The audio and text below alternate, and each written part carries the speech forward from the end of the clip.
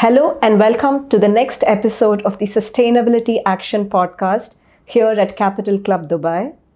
Today we're going to be discussing a very interesting and relevant topic of youth and social impact. So Adirupa, welcome to Dubai. Thank you, Aruna.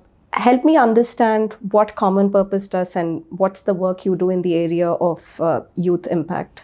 So young people feature very, very prominently in our work, Aruna. So we are a global international not-for-profit Common Purpose. We've been around for over 30 years. We started in the UK, but we operate all over the world, including doing some very exciting work in the UAE. In fact, we're just running a program in Dubai as we speak.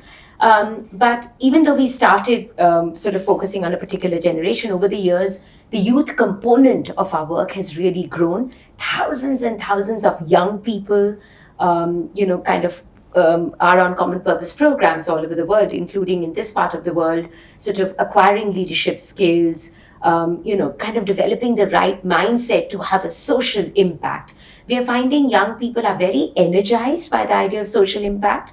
In fact, we work with universities all over the world and they tell us, young people, Aruna, are also choosing universities depending on do universities have a good track record on ESG? Wow. Are they high on the social impact indicator? So I think you've chosen a fantastic topic. Youth and social impact go hand in hand, and we are doing our bit to make sure that we're able to connect those two agendas so that young people can have a really positive impact on the world. Interesting. So we do know that youth feature very strongly also in the United Nations Sustainable Development Goals agenda. And in a lot of countries, there are policies and procedures all being developed at the national level to focus on youth as a group.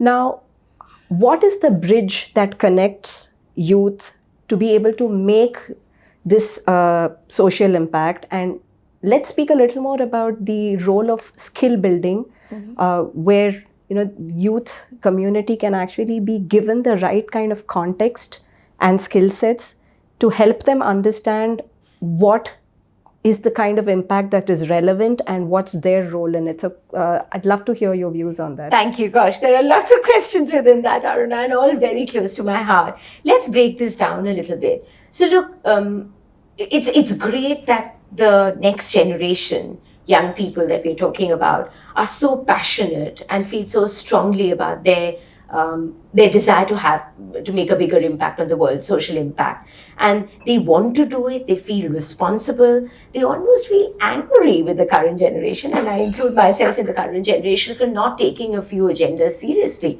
like climate action, for example, sustainability overall. But what we are finding is that that's a fact. But what we're talking about and what young people really want to do is systemic change. And systemic change is not easy. True. And sometimes if your restlessness is good, but if you try to go about wanting it to make an impact on systems and procedures around you, and you go too quickly or you go too fast, you come short. So one of the things that we are noticing, and this is where we work in partnership with a lot of organizations, including in the UAE and Dubai, is how do you get people to really understand the context in which they're operating as young people, and they want to be leaders, particularly the ESG agenda that we're talking about. How do you take a step back? How do you understand context? How do you understand who are the key stakeholders in a particular place? Who do you need to influence? How do you influence? How do you build networks? Because I think gone are the days when you can tell people what to do and they listen to you. We call that command and control type of leadership in that sense. That does not happen. Exist anymore. You've really got to build networks. You've got to persuade people. You've got to take people with you. And this is something that young people realize. They realize that that's the kind of leaders they want to be, but that takes time. So what we are helping, your question about building the bridge, what we are helping is helping them understand the context in places and cities all over the world, including here. We're getting them to really understand the issues by going behind the scenes and experience the issues. There's no replacement for experience, getting your hands dirty, really experiencing it. We're also getting them to connect with the key stakeholders so that when they're in a position to make that impact, they know how to do it. So I think, understanding the complexity of systemic change is the biggest bridge building exercise, and the fact that it's complex and it's a long game. We are impatient. We know, particularly on the climate agenda, time is against us. Absolutely. With every hour that's ticking away, something is Changing, becoming detrimental yes. to the world. So we know there's need for pace. We know there's need for acceleration, but equally, we know that these things can't be done overnight. So that's one part of your question, answer to one part of your question. The other thing is, I think there's something quite exciting about young people and their desire to take responsibility for something that's such a big agenda. I mean, if you start to break down social impact, there's the desire to make an impact in the environmental space, in the social space, in the government space, the broader ESG agenda. I mean, there's so much to be done, in that, at a local level, at a regional level, at a global level. And we're finding young people are as driven by their desire to make an impact at the local level as they are at the global level. So we're trying to build platforms, Aruna, at all those levels. And some are virtual, and some are more in-person networks that we are trying to build. Interesting. So I think you brought in a very valid aspect, that the energy and in that sense, the angry energy or the enthusiastic energy of youth needs to be channelized and needs to be contextualized so that it doesn't lead into frustration.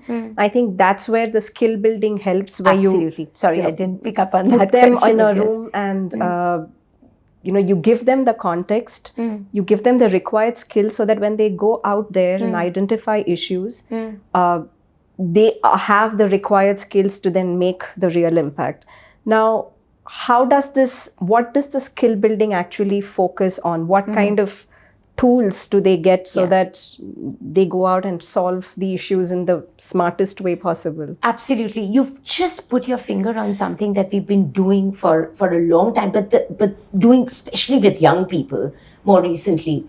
So we've been very lucky, we've got some big partnership programs that we've been running at Common Purpose, and they span across different parts of the world. Particularly, they also focus on this region, which is how do you get the intergenerational element growing as well, where young people can be given an opportunity to be in the driver's seat to really drive this agenda.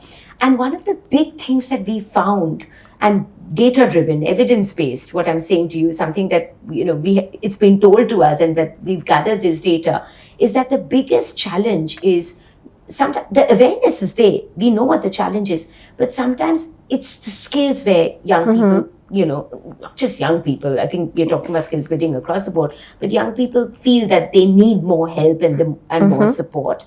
Because I think nobody's questioning whether we have the energy or whether we have the desire, but it's the how do you do it and what is it that you need to do.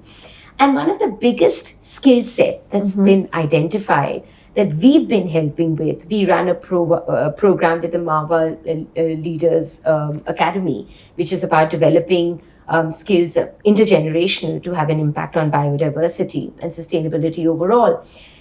The biggest area of skills that's been identified is collaboration. And collaboration sounds so easy, Aruna. I think who in their sane mind will not say they don't want to be collaborative? Absolutely. But it's hard to collaborate.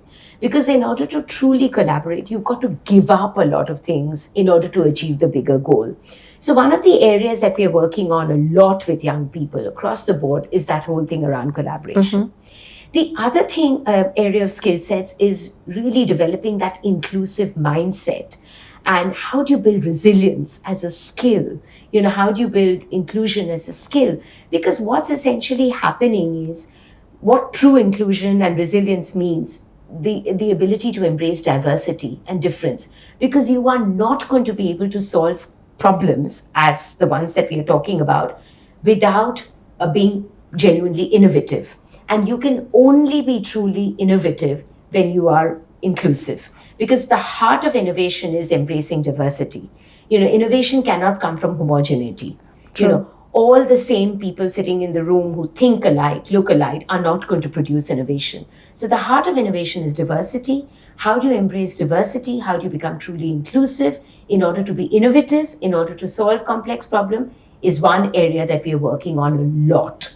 So we have something called a human-centered design process, which is a process that's known all over the world. We use that extensively on the programs with young people where they're solving complex problems, particularly around sustainability. And we ran some very exciting programs in the UAE. You've been involved with some of them in Dubai, which we did in partnership with universities. So I think that makes it very interesting because, one is skill building and then we come to the action, right? To give them a context. And it's been a pleasure to be on in some of these programs, and just the fearlessness of the youth to ask questions.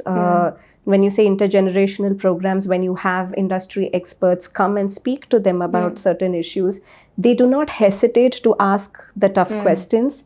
And as you rightly mentioned, I've been a part of some of the initiatives here in UAE where we've had students from the local universities. Who are our big partners. Who kind of come into the room, not from one college, but from different colleges. So that becomes like a platform for them to also meet their fellow cohorts from the region. And it wasn't restricted to the classrooms, right? The students were taken to visit industries and businesses and government departments. And personally, I have taken few of them to see waste management facilities. And when they see it, the kind of solutions they come up with are so much more relevant than when they're just sitting in an air-conditioned room and are looking up stuff on the internet or through search engines. No, that's exactly my point right at the start. And you've just spoken to that with some practical examples. Understanding context is really important. Understanding and experiencing context. I mean, we did a lot of that virtually, actually, Aruna, during COVID. Because one of the things COVID, unfortunately, helped us do is accelerate the impact of our work with young people by giving us a chance to scale it. Because we were able to do a lot more with young people over a shorter period of time by running the programs virtually. And when you're talking about sustainability, we were not flying young people around the world, we were doing it virtually. So I think we were also driving the sustainability agenda that way. But I think there's something about influence as well, not sitting in an air-conditioned room and thinking this is how it's done, but experiencing. And you said something which I think is at the heart of working with young people, whether it's us working or anybody, because I work with businesses a lot and they're also very interested in the agenda, particularly the employability agenda with young people. And what we are doing is giving young people the skills and the tools to also have the difficult conversations around difficult issues. Because that's the reality check for them. It's okay to be a high energy on an issue. It's okay to be passionate. But you also need to know how to have the difficult conversations with your peers, as well as with different generations, with your future employers, with different stakeholders. So what we create is a microcosm for them to practice how do you have difficult conversations, and then so that they can then go and have that in the real world. Absolutely. So, I mean, I can probably share an example of one of the group that we had hosted in a waste management company, and there were senior leadership and directors in the room, and the students did not hesitate asking, why aren't there recycling bins in your office? Right? Something as simple as that. And I do recollect some of the universities, students whose universities were located within the same campus in Dubai, decided to then go back and run a collaborative collection campaign on an ongoing basis, not just one time in a year or two times in a year. And that was very interesting to see that happen across the table. A solution come up, and I know this was about 4 or 5 years back, and some of the students actually implemented it as a pilot campaign. So to address some of the key aspects that you brought in terms of diversity, because there were different nationalities from different colleges and different backgrounds sitting there.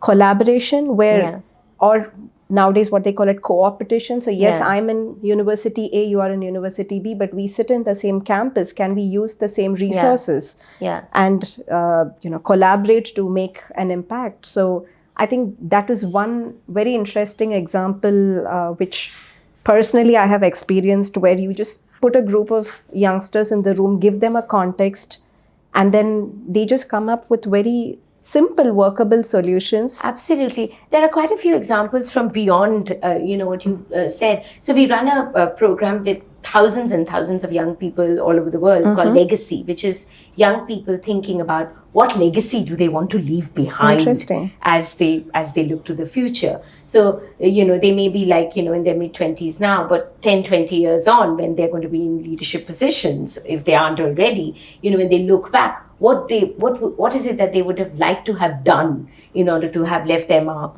in the world. As part of that program in the UK, there are many UK cities where very senior leaders, there's one example from a city in the north of England, where the chief executive of a city council came and heard the young people, heard their ideas in response to that particular challenge around sustainability, and invited them to come along and present to their cabinet that was responsible for climate action. So the young people actually attended a cabinet meeting at the local authority and presented their ideas.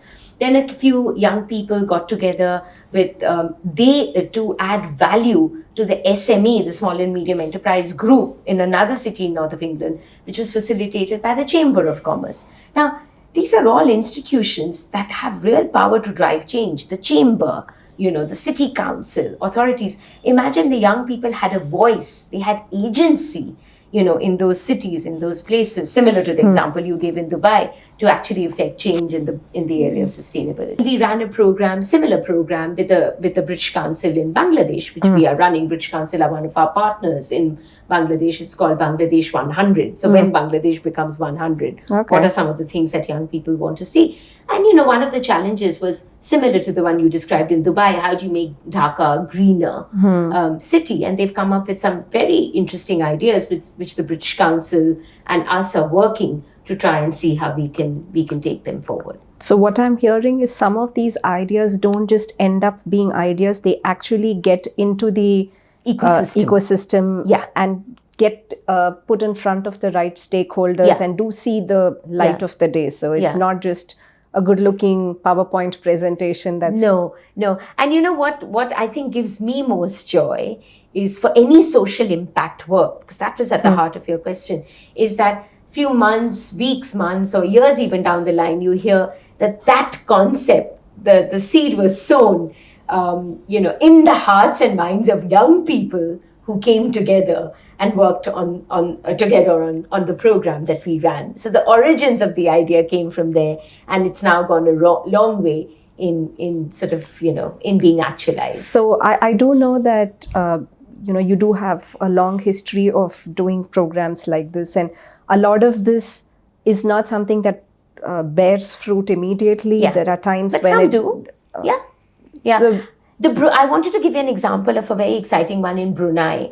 So young people came together and they felt very passionately that the young people themselves felt that. So this, I think, is a fantastic example of how the young generation is taking responsibility for even its next generation. So the young people came together and realized that they had a responsibility to educate the school-going generation about issues around sustainability and climate. So they came up with this whole idea of how do you introduce the concept of sustainability within the school curriculum. So they came up with the idea.